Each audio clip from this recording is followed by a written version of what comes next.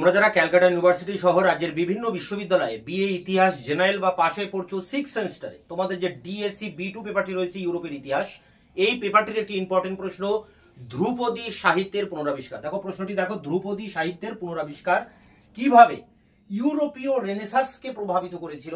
এই 10 নম্বরের প্রশ্ন উত্তর নিয়ে আলোচনা করছি এই ভিডিওতে, এবং আলোচনার শেষে এর কোশ্চেন অ্যান্সারও তোমাদের সামনে তুলে ধরবো। তার আগে বোর্ডে কি লেখা রয়েছে আমরা একবার একটু দেখে নিই। CU history general 6 semester DSC B2, ধ্রুপদী সাহিত্যের পুনরাবিষ্কার কিভাবে ইউরোপীয় রেনেসাঁসকে প্রভাবিত করে। তো এই বিষয়টা বুঝতে গেলে আমাদেরকে রেনেসাঁস আগে বুঝতে হবে, অর্থাৎ নবজাগরণ। রেনেসাঁস কথার মানে বাংলায় নবজাগরণ, নতুন করে জেগে ওঠা। পুরনো যে ধ্যান ধারণা কুসংস্কার ইউরোপে সামন্ততান্ত্রিক যুগে হাজার বছর ধরে চলে আসছিল, সেই ভাবনা চিন্তা থেকে বেরিয়ে আসা, নতুন করে চিন্তা ভাবনা করা, যুক্তির আলোকে প্রতিটা বিষয় বিচার বিশ্লেষণ করে নিজের দ্বারা পরিচালিত হয়ে স্বাধীন মতামত গড়ে তোলা, এর নাম নবজাগরণ। এই নবজাগরণ কিন্তু ইউরোপে হয়েছিল অনেক আগে, যখন রোম সাম্রাজ্য, মানে এই নবজাগরণের কথা বলতে গেলে আমাদের একটু আগে যেতে হয়। যেমন রোম সাম্রাজ্যের কথা বলতে হয়। মধ্যযুগে ইউরোপে ছিল রোম সাম্রাজ্য, সামন্ততান্ত্রিক যুগে হাজার বছর টিকে ছিল। এই রোম সাম্রাজ্যের দুটি অংশ, একটা পূর্ব রোম সাম্রাজ্য, একটা পশ্চিম রোম সাম্রাজ্য। পূর্ব রোম সাম্রাজ্যের রাজধানী রোম, এবং এই সাম্রাজ্যের পতন ঘটে 476 খ্রিস্টাব্দে, 476 476 খ্রিস্টাব্দে এর পতন ঘটে। এবং পশ্চিম রোম সাম্রাজ্য, যেটা যার নাম ছিল বাইজান্টাইন সাম্রাজ্য, যার রাজধানী কনস্টান্টিনোপল, এই কনস্টান্টিনোপলের পাশেই ছিল বসফরাস প্রণালী, এবং তারপরেই ছিল তুরস্ক, অর্থাৎ এশিয়া মহাদেশ। এই তুরস্কে রাজত্ব করতেন অটোমান সুলতানরা। দ্বিতীয় হামিদ, তিনি বসফরাস প্রণালী পার করে 1453 সালে অটোমান তুর্কিরা এই বাইজেন্টাইন সাম্রাজ্য দখল করে নেন, কনস্টান্টিনোপল দখল করে নেন। ফলে এখানকার যারা পণ্ডিত ব্যক্তিরা ছিলেন, যারা গ্রিক রোমান যে ধ্রুপদী সাহিত্য, অ্যাকচুয়ালি ধ্রুপদী সাহিত্য বলতে আমরা বুঝি যে প্রাচীন ল্যাটিন, রোম সাহিত্য, গ্রিক সাহিত্য, এই সাহিত্য। তো এই সাহিত্যে যারা পণ্ডিত ব্যক্তি, তাদের পুঁথিপত্রগুলো নিয়ে তারা ইতালিতে চলে আসেন, ইউরোপের ইতালিতে আসেন, এবং ইতালিতে এসে তারা নতুন নতুন সাহিত্য রচনা করেন, নতুন নতুন সংস্কৃতি রচনা করেন, এবং ইতালিতে নবজাগরণ শুরু হয়। তা এটা 1453 সালে অটোমান তুর্কিদের দ্বারা কনস্টান্টিনোপলের পতনের ফলে ইতালিতে নবজাগরণ হচ্ছে। আবার অন্যদিকে পূর্ব রোম সাম্রাজ্যের পতনের পর 476 খ্রিস্টাব্দে ইউরোপে এক নতুন সাম্রাজ্য মাথাচাড়া দিয়ে ওঠে, রাজা শার্লামেনের নেতৃত্বে ক্যারোলিঞ্জিয় সাম্রাজ্য।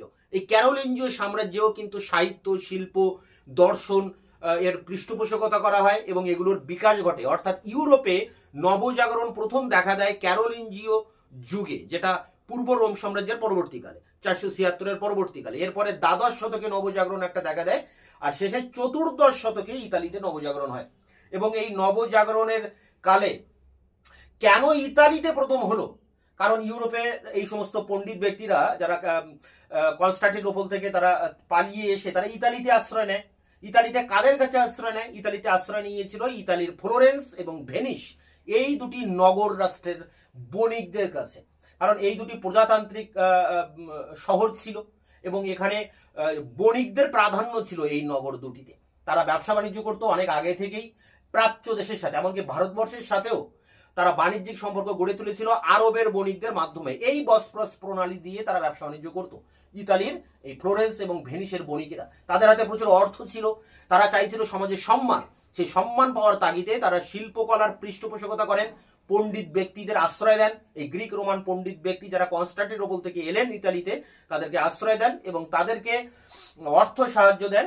এর ফলে এই সমস্ত পণ্ডিত ব্যক্তিরা তারা স্বাধীনভাবে তারা এই সমস্ত ভাবনা চিন্তা, তাদের দার্শনিক চিন্তা ভাবনা, তাদের সাহিত্য রচনার ভিতর দিয়ে এই নবজাগরণকে এগিয়ে নিয়ে যান। তা আমাদের এখানে প্রশ্নের মূল ফোকাস হচ্ছে সাহিত্যের ক্ষেত্রে কি নবজাগরণ হচ্ছে। দেখো, নবজাগরণ অনেকগুলো ক্ষেত্রে হয়।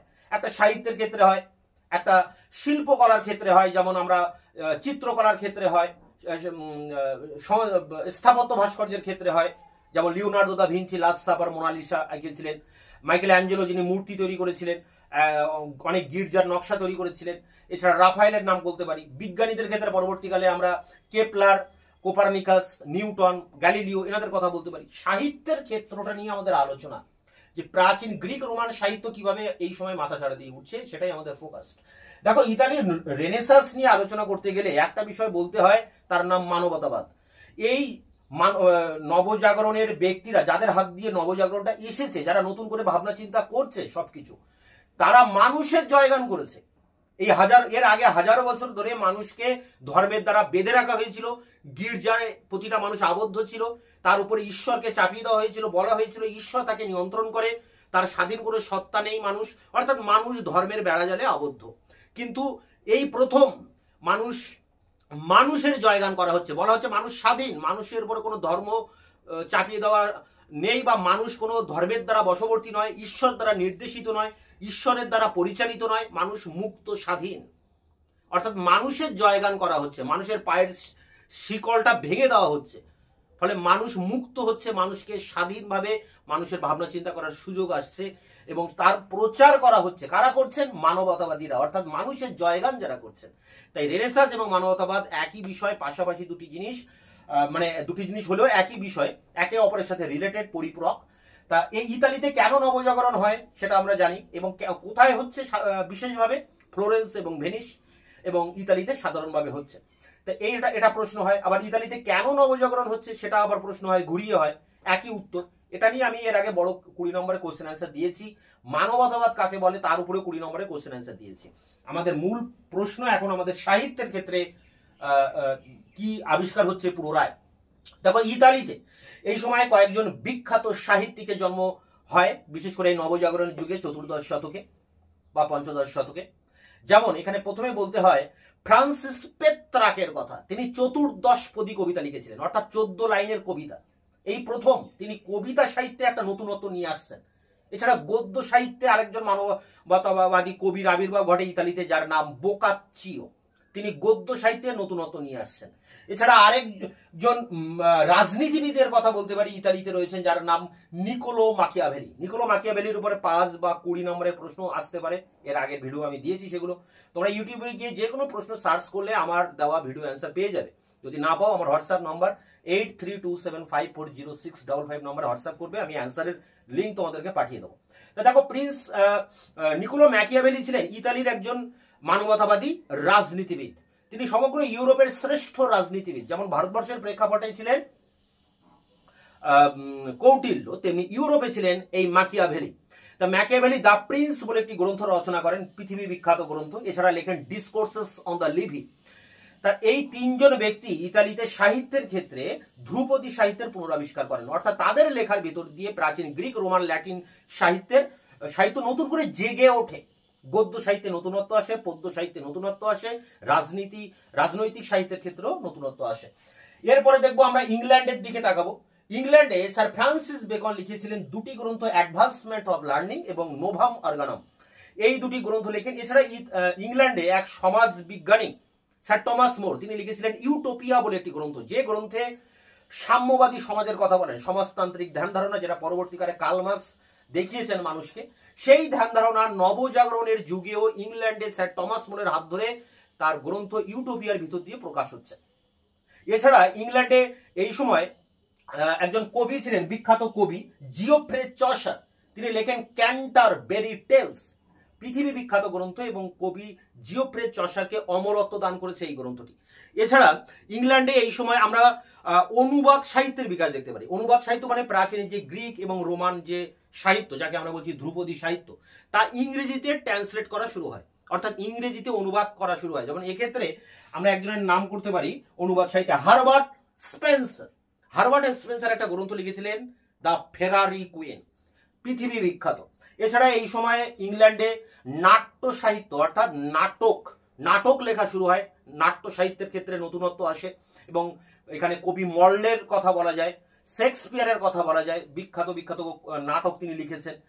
শেক্সপিয়ারের মৃত্যুর পর কবি মিল্টনের জন্ম হয়। কবি মিল্টন লিখেছিলেন প্যারাডাইস লস্ট অ্যান্ড প্যারাডাইস রিগেইনড। তো এইভাবে সাহিত্যের ক্ষেত্রে ইতালিতে এবং ইংল্যান্ডে একাধিক মানবতাবাদী কবিদের আবির্ভাব ঘটে, যারা তাদের লেখনীর ভিতর দিয়ে সাহিত্যের ক্ষেত্রে নতুন একটা দিক তুলে ধরেন, নতুন দিক মানুষের সামনে নিয়ে আসেন, এবং ধ্রুপদী সাহিত্য নতুন করে জেগে ওঠে, অর্থাৎ পুনরাবিষ্কার হয়। এবং এর ফলে রেনেসাঁস বা নবজাগরণ সেটা আরো বেশি প্রসার লাভ করে, তার বিস্তার ঘটে, পৃথিবীব্যাপী নবজাগরণ ছড়িয়ে পড়তে থাকে। তাই ধ্রুপদী সাহিত্যের পুনরাবিষ্কার প্রভাবিত করেছিল রেনেসাঁসকে। এটাই হচ্ছে আমাদের প্রশ্ন এবং এই তার উত্তর। এটা নিয়ে, এটা 10 নম্বরের অ্যান্সার নিয়ে আমি অন স্ক্রিনে তোমাদের সামনে আলোচনা করছি। CU history general 6 semester DSC B2, ধ্রুপদী সাহিত্যের পুনরাবিষ্কার কিভাবে ইউরোপীয় রেনেসাসকে প্রভাবিত করে, মার্কস 10। রেনেসাস কথাটির অর্থ হলো নবজাগরণ বা নবজীবন লাভ। এই কথাটির অর্থ হলো অতীতকে জানাই শুদ্ধ নয় তার পুনরুদ্ধারের প্রচেষ্টা। মধ্যযুগের কুসংস্কার ও ধর্মীয় গোড়ামির আধারে হারিয়ে গিয়েছিল প্রাচীন গ্রিক ও রোমান সভ্যতার গৌরব উজ্জ্বল ইতিহাস। গ্রিক দর্শন, সাহিত্য, বিজ্ঞান চর্চা বন্ধ হয়ে গিয়েছিল। এর ফলে মানুষ এক অন্ধকারে নিমজ্জিত হয়েছিল বা নিমজ্জিত হয় এবং যুক্তি বা ন্যায় গ্রাহ্যতার পরিবর্তে মানুষ অন্ধবিশ্বাস ও কুসংস্কারের দাস হয়ে ওঠে। রেনেসাস বা নবজাগরণের অর্থই হলো মধ্যযুগের এইসব কুসংস্কার ও গোড়ামি কাটিয়ে উঠে জ্ঞানের আলোকে মানুষ বিচার বিবেচনার দ্বারা সবকিছু গ্রহণ করতে শেখে। এরপরে দেখো রয়েছে এই পরিবর্তনের জন্য প্রচেষ্টাকে দ্বাদশ শতাব্দীতে ইউরোপে এই চিন্তাধারা আরো গভীর ও ব্যাপক হতে থাকে। ইতিমধ্যে 1453 সালে অটোমান তুর্কিদের দ্বারা পূর্ব রোমান সাম্রাজ্যের রাজধানী কনস্টান্টিনোপলের পতন ঘটে। এর ফলে সেখানকার গ্রিক ও রোমান পণ্ডিতরা তাদের প্রাচীন গ্রন্থগুলো সঙ্গে নিয়ে ইউরোপে চলে আসেন। তাদের অনেকে ইউরোপের বিভিন্ন শহরে আশ্রয় নেন। এই সব পণ্ডিতদের সংস্পর্শে ইউরোপের মানুষ আবার প্রাচীন গ্রিক ও রোমান যুগের ধ্রুপদী জ্ঞান সম্পদকে কাজে লাগাতে পেরেছিল। ইতিমধ্যে নতুন যুগের জ্ঞান ও পুরনো যুগের জ্ঞান মিশিয়ে শিক্ষা ও বিজ্ঞান চর্চা শুরু হয়ে গিয়েছিল। মানুষের জানার আগ্রহ বেড়েছিল এবং যুক্তিবাদ ও মানবতাবাদ ক্রমশ বিস্তার লাভ করতে শুরু করেছিল এবং এগুলি ছিল রেনেসাসের প্রাণ শক্তি। প্যারা করে দেখো, নবজাগরণের যুগ ছিল বৈশিষ্ট্যপূর্ণ। সাহিত্যের ক্ষেত্রে এই সময়কাল বিশেষ গুরুত্বপূর্ণ। রেনেসাস যুগে ইতালীয় সাহিত্যের বিপুল উদ্ভাস দেখা যায় বা দেখা দেয়। ইতালির ফ্রান্সিস পেত্রাক 1304 থেকে 74 প্রথমে এ ব্যাপারে সক্রিয় ভূমিকা নেন এবং মানবতাবোধকে তিনি সচেতনভাবেই প্রচার করেন। চতুর্দশপদী কবিতার স্রষ্টা রূপে তিনি বিশ্বখ্যাতি অর্জন করেন। পেত্রাক ইতালির কথ্য ভাষাতে সাহিত্য রচনা করলেও অনুসরণ করেছিলেন ধ্রুপদী কাব্যের ধারা। এ আমলের আর এক মানবতাবাদী হলেন বোকাচ্চিও। কাব্য সাহিত্যে দান্তে ও পেত্রাক যেমন নতুনত্ব আনেন, গদ্য সাহিত্যের ক্ষেত্রে সেরূপ পরিবর্তনকারী হলেন বোকাচ্চিও। ইতালির আর এক মানবতাবাদী হলেন ম্যাকিয়াভেলি। তিনি ইতালির পরিস্থিতি মোকাবিলায় গ্রন্থ রচনা করেন। The Prince, discourses on Libby প্রভৃতি তার অমর রচনা ছিল রাজনৈতিক দর্শনের বাইবেল স্বরূপ। প্যারা করে ইতালির মতো ইউরোপের অন্যান্য দেশেও এই সময় মানবতাবাদ প্রসার লাভ করে। ইংল্যান্ডে মানবতাবাদের প্রসারে দার্শনিক স্যার ফ্রান্সিস বেকনের নাম বিশেষ উল্লেখের দাবি রাখে। অ্যাডভান্সমেন্ট অফ লার্নিং এবং নোভাম অর্গানাম নামে দুটি প্রসিদ্ধ গ্রন্থ তিনি রচনা করেন। ইংল্যান্ডে অপর এক মানবতাবাদী কবি হলেন জিওফ্রে চসার। তার বহুবিধ কাব্য রচনার মধ্যে ক্যান্টরবেরি টেলস অমরত্ব লাভ করেছে। স্যার টমাস মোর ল্যাটিনে ইউটোপিয়া নামে একটি সমাজবিজ্ঞান সম্পর্কে গ্রন্থ রচনা করেন।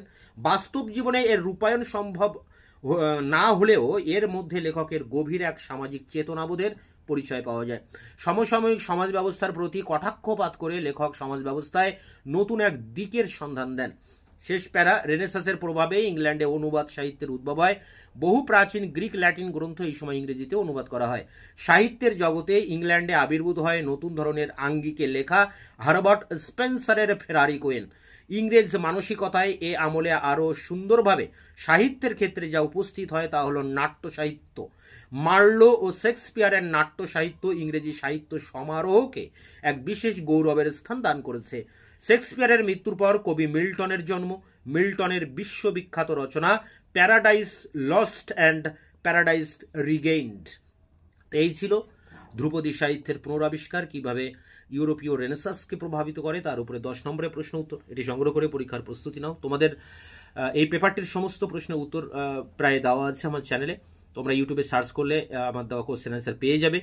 যদি না পাও, আমার হোয়াটসঅ্যাপ নম্বর 8327540655 নম্বরে হোয়াটসঅ্যাপ করতে পারো। দেখা হচ্ছে অন্য ভিডিওতে। ততক্ষণ চ্যানেলকে সাবস্ক্রাইব করে রাখবে, বন্ধুদের কাছে শেয়ার করবে। ভিডিওটি ভালো লাগলে অবশ্যই একটা লাইক দেবে।